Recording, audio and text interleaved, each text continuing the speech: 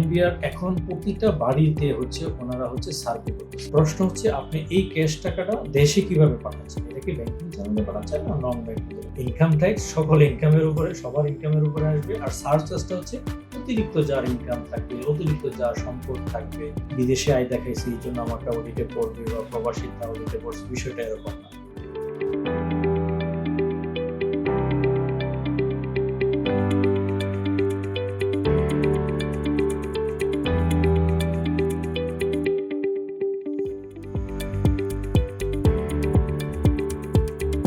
হুন্ডির মাধ্যমে টাকা আনাটা প্রথমত আপনার এটা বৈধ না। যদি আপনি ব্যাংকিং চ্যানেলে টাকাটা আসেন, রেমিটেন্স নিয়ে আসেন, এটা কি আপনার ট্যাক্স ফ্রি। যদি আপনি হুন্ডি হিসাবে আনেন, এই ক্ষেত্রে আপনাকে এটা কিন্তু রেমিটেন্স হিসেবে দেখাইতে পারবেন না। এটা আপনাকে অপ্রদর্শিত অর্থ বা ইয়াতে দেখাইতে হবে। ওইটার উপরে সরাসরি আপনার ইনকাম ট্যাক্স এক্সপোজ হবে। ইনকাম ট্যাক্স দিয়ে আপনার হুন্ডির এই টাকাটাকে রিটার্নে দেখে আপনি এটাকে ব্ল্যাক মানিটাকে হোয়াইট করে দিতে পারবেন। আমাদের দেশের ম্যাক্সিমামই যারা প্রবাসী ভাইরা যারা থাকেন, প্রবাসী থাকেন, ওনাদের তো ব্যাংকিং চ্যানেল খুবই ট্রানজাকশনটা কম, অর্থাৎ ওনারা যে স্যালারিটা বা ইয়েটা পায়, আর্নটা পায়, এটা ম্যাক্সিমামই দেখা গেছে যে ক্যাশ হয়। প্রশ্ন হচ্ছে আপনি এই ক্যাশ টাকাটা দেশে কিভাবে পাঠাচ্ছেন? এটা কি ব্যাংকিং চ্যানেলে পাঠাচ্ছেন না নন ব্যাংকিং? যদি ব্যাংকিং চ্যানেলে পাঠান, এই ক্ষেত্রে কোনো সমস্যা নেই। আপনি ওই ক্যাশ টাকাটা আপনি যখন দেশে আনবেন, এটা অবশ্যই বৈধ পথে আনবেন, অর্থাৎ রেমিটেন্স আকারে ব্যাংকিং চ্যানেলে আনবেন।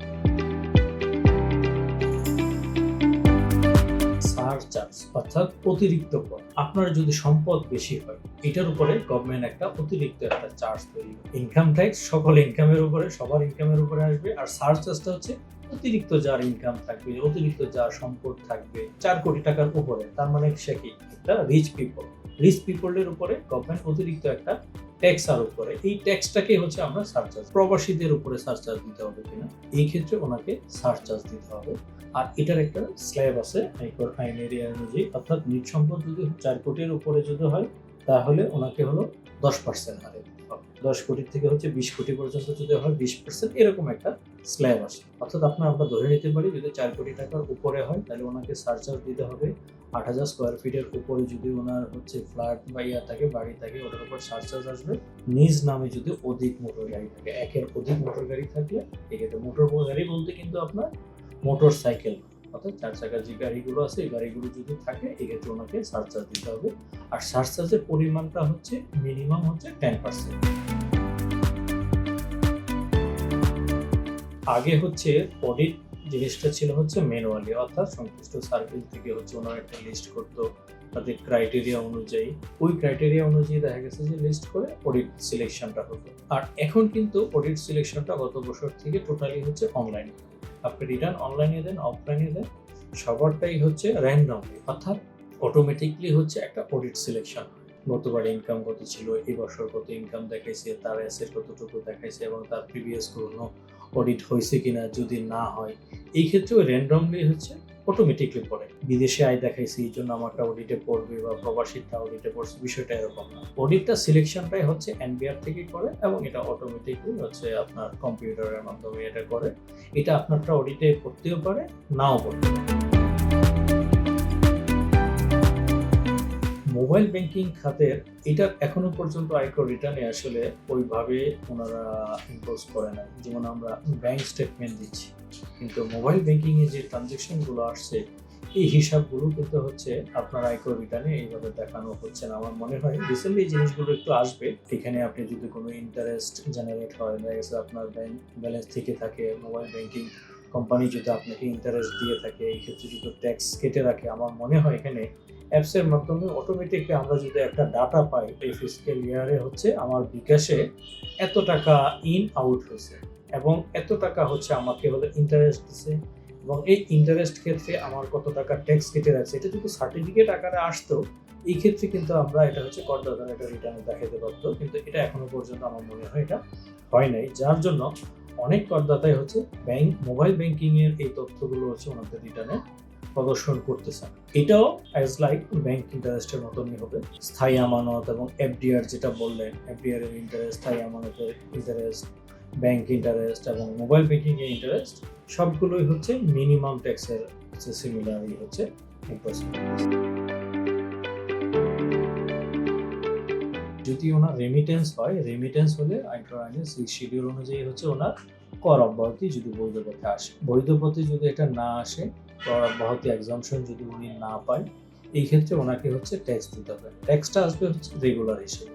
যদি আবাসিক হয় উনি, তাহলে আবাসিকের যে রেট স্ল্যাব আছে, আমরা যেটা জানি 3.5 লক্ষ টাকার উপরে 0, 1 লক্ষ টাকার উপরে 5%, এইভাবে ক্যালকুলেশন হবে। আর যদি হচ্ছে নন রেসিডেন্সিয়াল হয় উনি, এই ক্ষেত্রে ওনাকে 30% হারে ওনাকে ট্যাক্স দিতে হবে। যদি আপনার টার্নওভার হয়, টার্নওভারের উপর হচ্ছে আগে ছিল 6% হচ্ছে আপনার টার্নওভার ট্যাক্স দিতে হতো। অন্যান্য ক্ষেত্রে এর একটা স্ল্যাবও আছে বা রেট আছে কয়েকটা। আর অন্যান্য সকল ক্ষেত্রে হচ্ছে 1%, অর্থাৎ টার্নওভারের উপর হচ্ছে 1% হচ্ছে টার্নওভার ট্যাক্স। 3 ধরনের আয় থাকে, একটা হলো রেগুলার, একটা হচ্ছে আপনার মিনিমাম, আর একটা হচ্ছে ফাইনাল। বাড়ি ভাড়াটা হচ্ছে আপনার রেগুলার, অর্থাৎ আপনি ওই বছরে যত টাকা হচ্ছে আপনার বাড়ি ভাড়া পাবেন, এটার উপরে আপনি কিছু এক্সাম্পশন পাবেন, অর্থাৎ রিপেয়ার মেইনটেন্স একটা কস্ট পাবেন। আবাসিকের ক্ষেত্রে হচ্ছে 25%, আর হচ্ছে কমার্শিয়ালের ক্ষেত্রে হলো 30%। এই টাকার বাকিটার পরে হচ্ছে আপনাকে রেগুলার রেট, একজন ব্যক্তি মালিকানার যে ট্যাক্সের যে রেট আছে, অর্থাৎ আপনি 3.5 লক্ষ টাকা হলে আপনি ট্যাক্স দিতে হবে না, পুরুষের 4 লক্ষ টাকা, মহিলা হলে ট্যাক্স দিতে হবে না, তার পরবর্তীতে 1 লক্ষ টাকার উপরে 5%, অর্থাৎ রেগুলার ট্যাক্সের যে রেট আছে ওই রেট অনুযায়ী হচ্ছে আপনার বাড়ি ভাড়ার উপরে ট্যাক্স দিতে হবে। আরেকটা হচ্ছে, আপনি যদি কোনো কমার্শিয়াল প্লেস হয় বা কোনো কর্পোরেট হাউসকে যদি আপনার পরিশোধ করে, মানে বাড়ি ভাড়া দিয়ে থাকেন, ওরা যদি আপনার ট্যাক্স কেটে থাকে, সোর্সে যদি কেটে রাখে, ওই চালান দিয়ে আপনি হলো কি আপনি অ্যাডজাস্ট করতে পারবেন। আইনত ওই জিনিসগুলো আছে যে 15,000 টাকার উপরে যদি বাড়ি ভাড়া হয়, এই ক্ষেত্রে আপনাকে ওই বাড়ি ভাড়াটা হচ্ছে আপনার ব্যাংকিং চ্যানেলে হচ্ছে ট্রানজাকশন। এনবিআর এখন প্রতিটা বাড়িতে হচ্ছে ওনারা হচ্ছে সার্ভে করতেছে, অর্থাৎ প্রতিটা গলি অনুযায়ী, এলাকা অনুযায়ী হচ্ছে ওনারা কিন্তু আপনার ইন্সপেকশন করতেছে যে আপনার এই বাড়িটা কত তলা বাড়ি, কত স্কোয়ার ফিট, আপনার ইনকাম ট্যাক্সের রিটার্ন যাচাই করতেছে। ইভেন কি স্পট অ্যাসেসমেন্ট করে আপনি যদি না দেখানো থাকেন, পার স্কোয়ার ফিট মেপে পিডব্লিউডি রেট অনুযায়ী তারা একটা অ্যাসেসমেন্ট করে আপনার উপরে ট্যাক্স ইম্পোজ করতে পারতেছে। বাড়ি অর্থাৎ ফ্ল্যাট এই বিক্রির উপরে, জমির বিক্রির উপরে কিন্তু হচ্ছে আপনার ফাইনাল ট্যাক্স।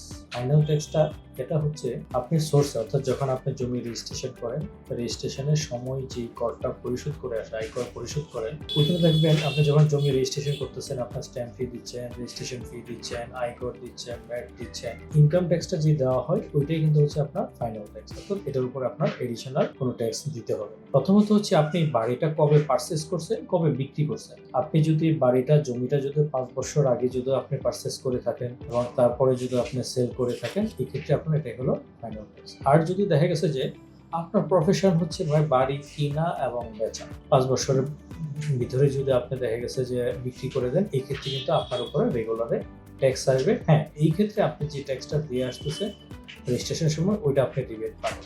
একটা বাড়ি হচ্ছে কি আপনি কিনছেন হচ্ছে 5 লক্ষ টাকা, আপনি এটা বিক্রি করছেন 50 লক্ষ টাকা। আপনি যখন রেজিস্ট্রেশন করছেন, অনেকেই হলো রেজিস্ট্রেশনের সময় যে জিনিসটা করে কি, যে রেজিস্ট্রেশন খরচটা কম দেখানোর জন্য আপনি অ্যাকচুয়াল ভ্যালু থেকে হলো আপনি, যেটা আমরা সাধারণত বলি যে মৌজা ভ্যালু, অর্থাৎ সংশ্লিষ্ট এলাকার যে মৌজা রেট আছে, ওই রেট অনুযায়ী হচ্ছে আপনি রেজিস্ট্রেশন করতেছেন। বাকি টাকাটা কিন্তু আপনি ক্যাশে নিচ্ছেন বা ব্যাংকেই নিচ্ছেন, কিন্তু আপনার এটা ইম্পোজটা বাইরে আসছে। এই ক্ষেত্রে ইফেক্টটা হচ্ছে দুটো। প্রথমে হচ্ছে আপনি যেটা রেজিস্ট্রেশনে দেখাইছেন ওই ভ্যালুটাই হচ্ছে আপনি ফাইনাল ট্যাক্স হিসেবে কাউন্ট হবে, কারণ আপনার রেজিস্ট্রেশনের ট্যাক্সটা দিয়ে আসছেন ওইটার উপরে। অর্থাৎ আমি যদি বলি 50 লক্ষ টাকার একটা জমি, আপনি 5 লক্ষ টাকার জমি 50 লক্ষ টাকা বিক্রি করছেন, আপনার রেজিস্ট্রেশন ভ্যালু দেখাইছেন 30 লক্ষ টাকা। এই ক্ষেত্রে 30 লক্ষ টাকার উপরে যে ট্যাক্সটা দিয়ে আসছেন ওইটা হচ্ছে আপনার ফাইনাল ট্যাক্স। এর উপরে এডিশনালি আপনার কোনো ট্যাক্স দিতে হবে না। বাকি যে 20 লক্ষ টাকা আপনি ক্যাশ বা ব্যাংকে পেয়েছেন, ওটার উপর আপনি ট্যাক্স দিয়েছেন না, ওইটার উপরে হবে আবার আপনার রেগুলার ট্যাক্স, রেগুলার রেট, অর্থাৎ আপনার যে পার্সোনাল ট্যাক্সের যে রেট আছে ওই রেট অনুযায়ী আপনাকে ট্যাক্স দিতে হবে।